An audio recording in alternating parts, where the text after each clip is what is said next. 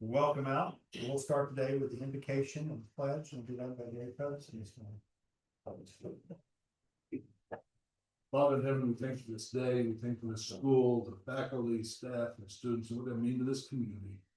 We ask you today as we address the business of the college that you guide us, give us wisdom, and that we do nothing that will not be pleasing to you. In your name we pray. Amen. Amen. I pledge allegiance to the flag of the United States of America, the republic for which it stands, one nation, under God, indivisible, with liberty and justice for all.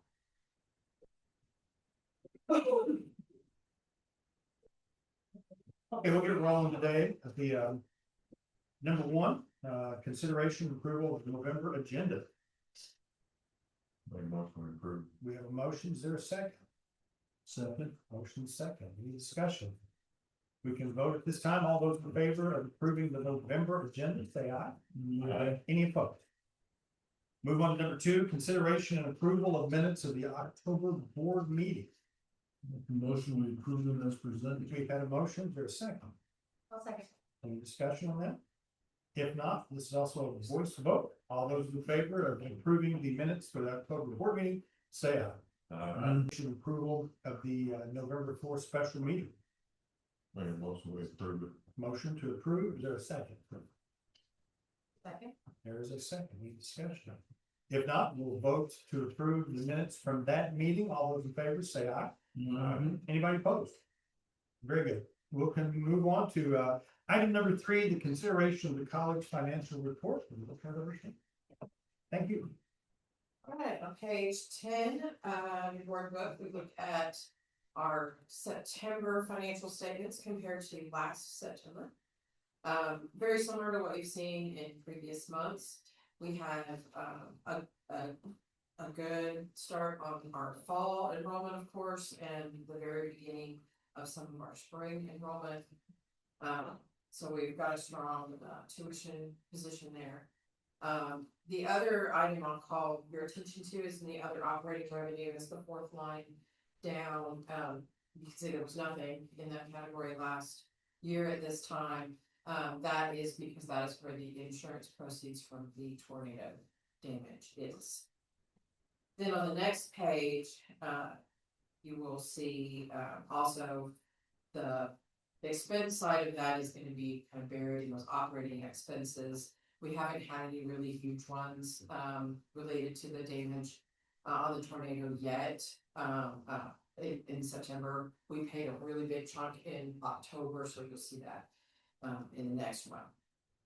Other than that, expenses are very comparable to last year, very similar to what you've seen in previous months. On page 12, you see our revenues minus expenses, so we're in a little bit better position than we were at the same time last year, so that's encouraging. Turning then to page 15, we look at our budget to actual, these are preliminary numbers for October, but you'll see it again in the other operating revenue. You see that's quite high amount there. 2 million of that 2,081,000 is insurance proceeds, and then likewise on the bottom half of that page in your operation and maintenance and plant category, you can see that also is quite high because we did pay a pretty good chunk to contractors for that ongoing repairs in October. Other than that, other categories are very routine, again similar to what you've seen in previous months. Following that then, looking at our capital budget on page 17, again you see several of our projects that we have ongoing. We have purchased the nephrology clinic that's on Three Rivers Boulevard, and continue work on the parking lots at Lila and the renovation of the baseball clubhouse. Following that, and looking at our cash and banks, the pie graph on page 19.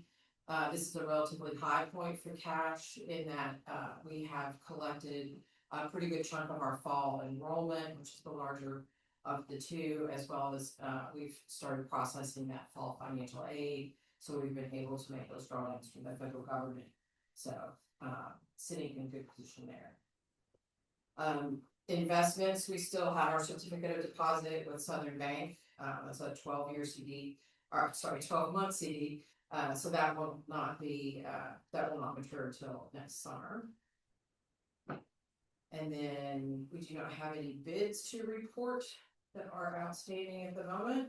And that is the end of the report. Do you have any questions? Questions, anybody? Did I miss, Charlotte, back on the expense page, yellow and gray? Did I miss you saying something about operation and maintenance of plant?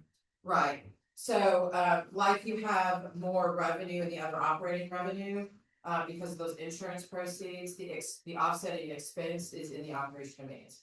I apologize. Yeah, no problem. Any other questions? If not, Make a motion to approve. we'll entertain a motion to approve. Is there a second on the financial report? I'll second. There's a second. Any more discussion? Okay, all those in favor of approving the college financial report, say aye. Any opposed? Okay, Charlotte, thank you very much. Chris, are you there? I'm here. All right, very good. Welcome aboard. Thank you. Here to the president's report. I will segue to Dr. Wesley. Thank you, Mr. Chair. We're going to start with Ms. Gail Tinsley coming forward and telling us about our college transfer fair from October 22nd. Yes, we did the college transfer fair and we had it in the classroom lobby. We had 11 universities there and about 70 students that came through. They were very happy about the flow of students, how many students actually stopped and talked to them. A lot of that has to do with Mr. Adams and his academic life strategies class. He gives them ideas of questions to ask those universities, you know, about their transfers, their scholarships, their tuition, those kinds of things. And of course, he gives them points for going to at least 3 different of those universities, but it makes them have they're more comfortable speaking to those. And a lot of them have built relationships with those transfer advisors who show up here and they follow up with them. So it's a good opportunity for our students to learn about transferring. Do you have a list of the schools that were here? I do, I don't have it right with me, but we typically, so we had MSU, we had Mizzou, we had of course Central Methodist, Chemo, Missouri State, Arkansas State. Or I can't remember exactly. There's a Arkansas Technical College. So they've got a variety of different transfer opportunities, and we have articulation agreements in something with almost all of them. Thank you. And now we'll talk about nursing job fairs, which Carol Lear is going to come forward and speak about that. Hello. So I'm Tara Lear. I am the director of the Directional Nursing Program. Here at the college, I'm going to talk a little bit about what our students did and why we have the job fair. So last month, both our cohorts, Poplar Bluff and Sykeston, participated in this job fair. We have a total of 24 practical nursing students here in Poplar Bluff, which are those that are pictured there. And then we also have 17 in Sykeston. So each job fair was held at the prospective sites. And at that, there were tons of employers that we brought in to give the students a opportunity to kind of see what's out there for them after they graduate. So that includes long-term care facilities, the hospital from here was there, rehab, home health, behavioral health, everything that you can possibly think of, we had at both sites. And what I will say is that providing this opportunity gave the students insight and kind of what to expect at those places that they might be employed at. But also the students did get, a lot of the students got interview requests thereafter. So, a lot of the students already that are gonna graduate this December are already ready to roll, for their job after graduation, so. Thank you. What are you seeing as far as demand for employment? Do we have enough students to fill the slots, or are we needing a lot more? We do have enough students, primarily our LPN students, are going to like home health. They're going to the nursing homes, hospital, we don't have as much at the hospital, but the hospital's clinics, the LPN students go there. There's still a lot of demand. Oh, absolutely, absolutely, So are we still running about 100% employment? yes, absolutely. we are. Thank you, Ms. Lear. Then on November 1st and 2nd, we hosted our annual murder mystery dinner. We actually did something a little different this year. We hosted one as a dinner and one as a matinee the next day. Miss Susie Abney directed the show, cast, and did an absolutely fantastic job with the performance. They were highly successful. Both were completely sold out, and we raised $13,000 that will go towards scholarship funding. So really successful event. And now I'm going to ask professors Buddy and Cindy White to come up and talk about our fall showcase and fall concert, which was outstanding. Thank you. Our student showcase was October 28th and included performances by student soloists, the swing stations, the choir, and for the first time, the college jazz band. And then last night, we concluded our second major performance of the semester. On November 18th, we had a program that started with our adjunct piano professor, Dr. Dan Kubis, on piano, doing a solo. The college choir made up of students, the jazz band and the symphonic band. The choir presented some traditional literature and contemporary arrangements, and one of the selections was Lovely Chance, based on the poetry of Sarah Teasdale, who is a Missouri-born poet.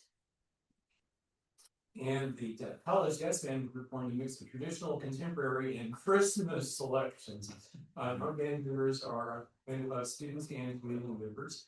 And then our symphonic band, one of the largest in our school's history and strongest, highest horsepower, and topped off the evening performance. Our band consists of our college students, adult community members, area band directors, and music educators, and high school students. Our members range in age from 14 to over 80 years old. There's a wealth of experience there. We have several families throughout the band. Our Three Rivers College alumni band director, Johnny Falk, director of Donovan, brings a van load of students every Monday. Donovan doesn't have school on Mondays, and those kids show up and they come to our rehearsals. And they're great kids. It's been a great job at Donovan. And the young kids just kind of add gusto to the rest of the group. It's amazing to see. Many of our high school performers have been selected for the area all district high school band and jazz band. And as I said, it's a strong band. I have lots of ideas on what we're playing next semester. I'm ready to go. So thank you, Dr. Payne, for supporting us and the board and giving us these great facilities to have a performance in. Acoustics, first rate.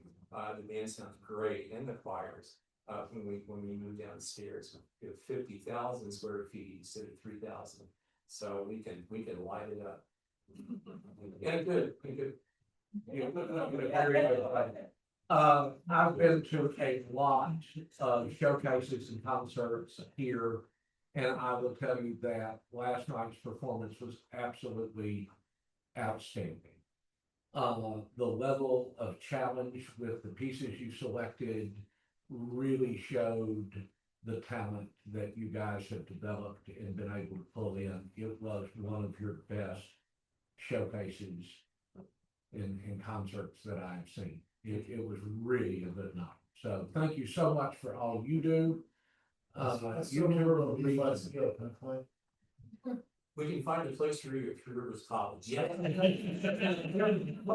all I can remember. We can do it. If you're getting high school kids to give up their day off and 4-day school week to come here, that's awesome. That's high praise. And they dress up. Wow. They don't come in normal school clothes. They're Yeah. in nice outfits and just. That's They have fantastic. our band concert, which is why I go to your band concerts. Yeah, you bet. Absolutely. That's neat. Thank you so much. Thank you. And now we're going to have Kayla Salazar and Miss Gail Hensley come up and talk about our Rockies Angels initiative and our food drive. Hello, my name is Kayla Salazar and I work in the financial aid department, but I'm also fortunate enough to help with Rockies Angels and our food pantry. So for the third year in a row, we are proud to support our own students and their families through our Rockies Angel program. This is a confidential vetted program that began in 2023 when we recognized that many of our students their needs kind of felt with outside the scope of existing community resources that offered holiday support. We also saw students facing difficult choices where they were having to choose between continuing their education and supporting their families. So our Rockies Angels are students who are committed to their education, but are experiencing one or more significant barriers. These can include unemployment, lack of transportation, food insecurities, homelessness, limited financial literacy, other challenges that could prevent them from completing their academic or trade programs, but they're still showing up. They're facing these things and they're going to classes. They're trying to walk across our stage, not only to benefit their future, but the futures of their families. Angels are now ready for adoption. We kicked this program off on Monday. We have approximately 48 angels this year that we're looking to provide for them. We would like to already shout out to the Flooring Direct, First Christian Church, and the Philo Sunday School class from Fellowship Church for already adopting our families on this first day. They literally call us waiting for these families to adopt. So we're very happy to have so much support from the community in order for us to help these families. Do you have a story? I have a story of a student. For about 3 years, I had a student, and she was one of our non-traditional students and had a couple of children. And she did what she could. She lived out of town, and so there was transportation issues. You know, working at Walmart and trying to take care of those kids. And so she was adopted the first year that we did this. And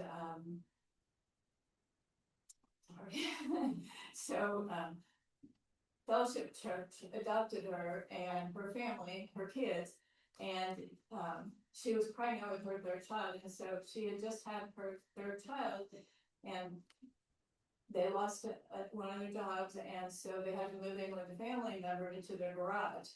Well, it's December and there's no heat in the garage.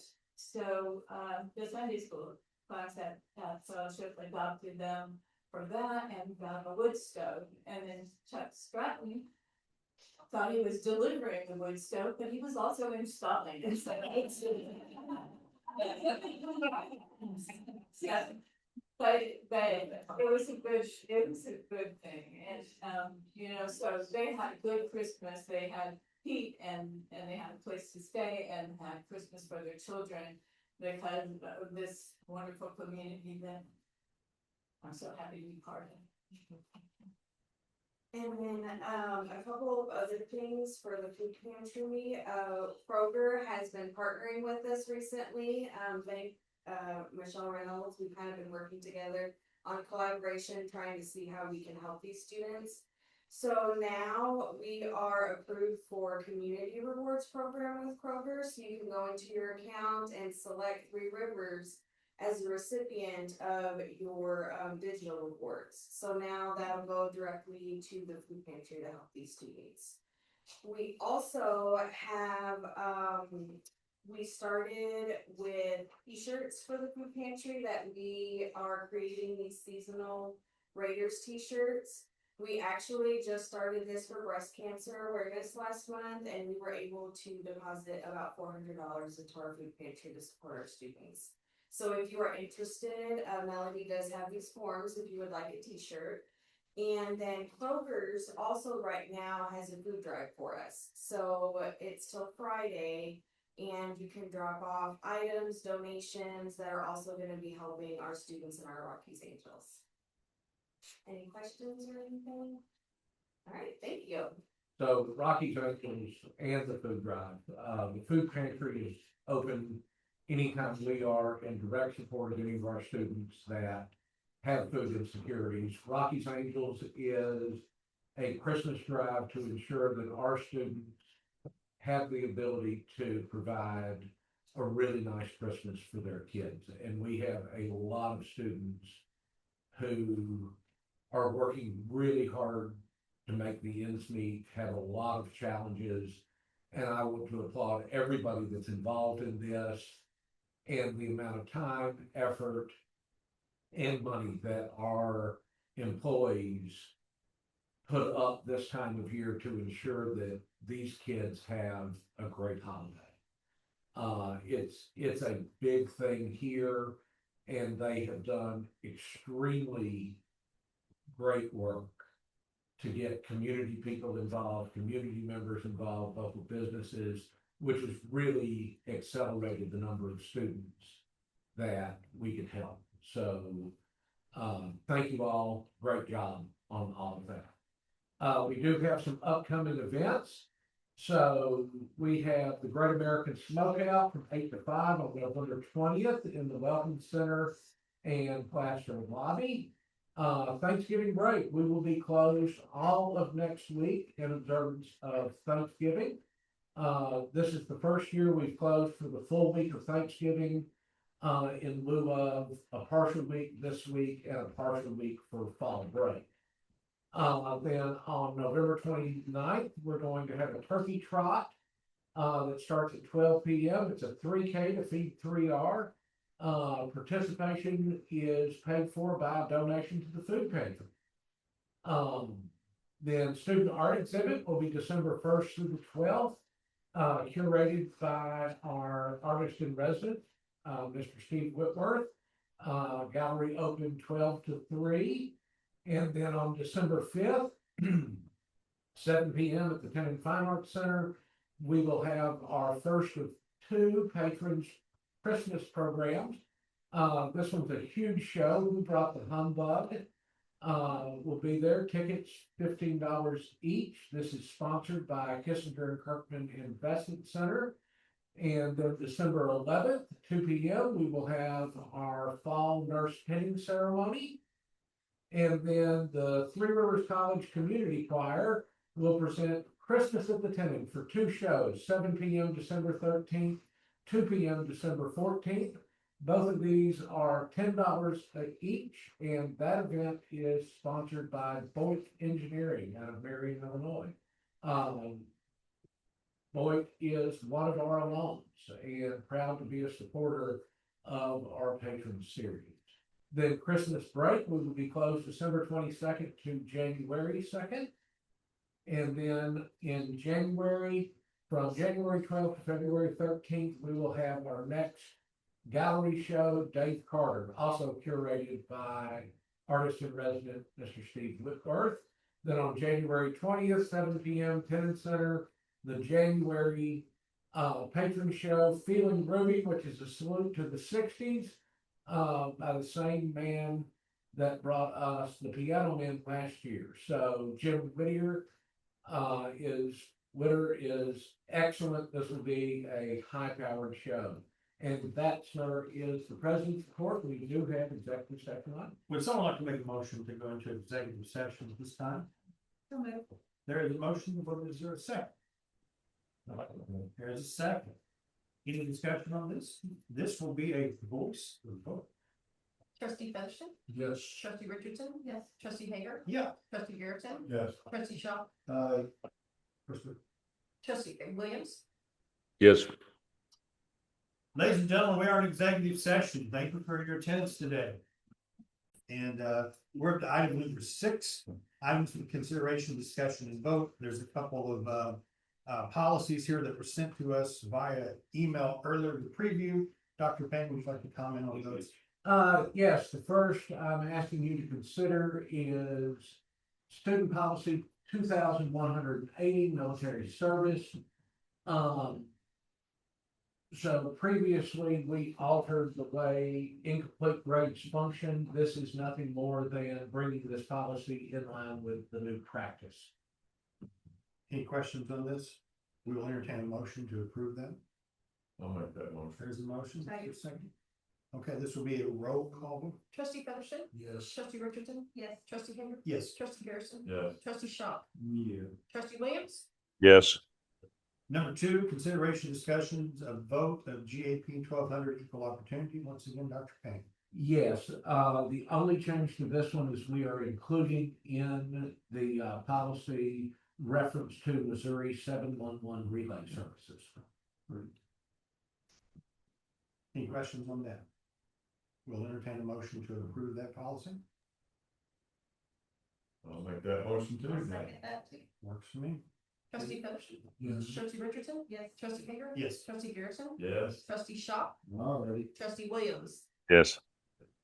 Then number three is consideration, discussion, vote on audit resolution for the fiscal 2025 year. The audit committee met this morning and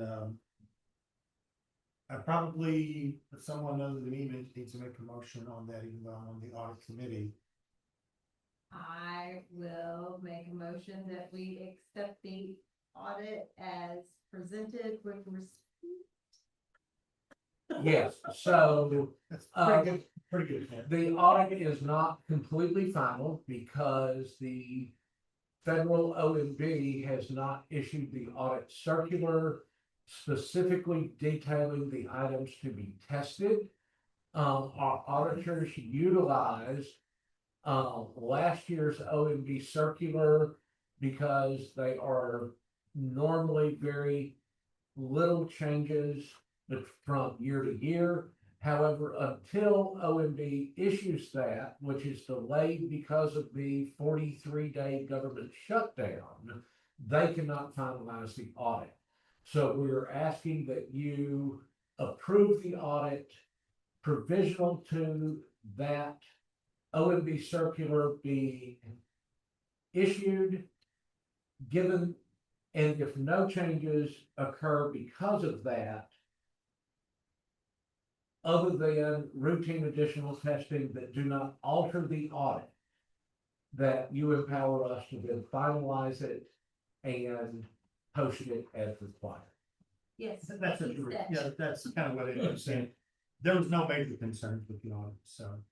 And in your motion, you need to ask that Dr. Payne's explanation be incorporated into the motion so that you all don't have to have another special meeting. Yes. And be I would able like to make a motion that Dr. Payne's explanation be incorporated into my motion. Do we have a second on that? Yes. Any more discussion on that? And this is a roll call. Trustee Featherston? Yes. Trustee Richardson? Yes. Trustee Hager? Yes. Trustee Garrison? Yes. Trustee Shaw? I think so. Trustee Williams? I'll say yes to Amber's fine motion. Thank you, Chris. Sorry to put you on the spot. Comes with committee membership. And we move on to item number 7, consideration, hang on, hold everything. I missed one, number 4. Consideration, discussion, vote on resolution calling for trustee elections sub-district 1. And the motion is to accept the formal resolution calling for an election to be adopted and Melody Ducote, recording secretary, be formally appointed to serve as the election authority. Would someone like to make that motion to authorize the spring election? Normally I fight authority always wins, but this time I'll make that motion. Thank you, Mr. Mellencamp. Is there a second on that? Second. I'm sorry, Mr. Cooper. Second. Oh, let's go. We have a motion and a second. Any discussion on this motion or Jonathan Mellencamp? We will move forward with a roll call. Trustee Featherston, Yes. trustee Richardson, Yes. trustee Hager, Yes. trustee Garrison, Yes. trustee Shaw, Yeah. trustee Williams. Yes. Moving on to number 7, consideration approval of all personal actions and associated documents. You know, Dr. Harry, I've been kind of quiet this meeting. But I think I would like to make a motion. I think I would like to make a motion to approve all personal actions and associated documents therein tied to herewith forever. And he's back. Motion has been made. Is there a second? I'll second that he's. Since there's no discussion, this will be a roll call. Trustee Featherston, Yes. trustee Richardson, Yes. trustee Hager, Yes. trustee Garrison, Yes. trustee Shaw, Yuppers. trustee Williams. Yes. Anything else from anybody before we hit the gavel? Do note, we do not have a December meeting. The next time our board meeting will be next year, January 28th, 2026. We'll entertain a motion to adjourn. Is there a second? I'll second. All those in favor say aye. Aye. Any opposed? Aye. Motion adjourned. Well, no,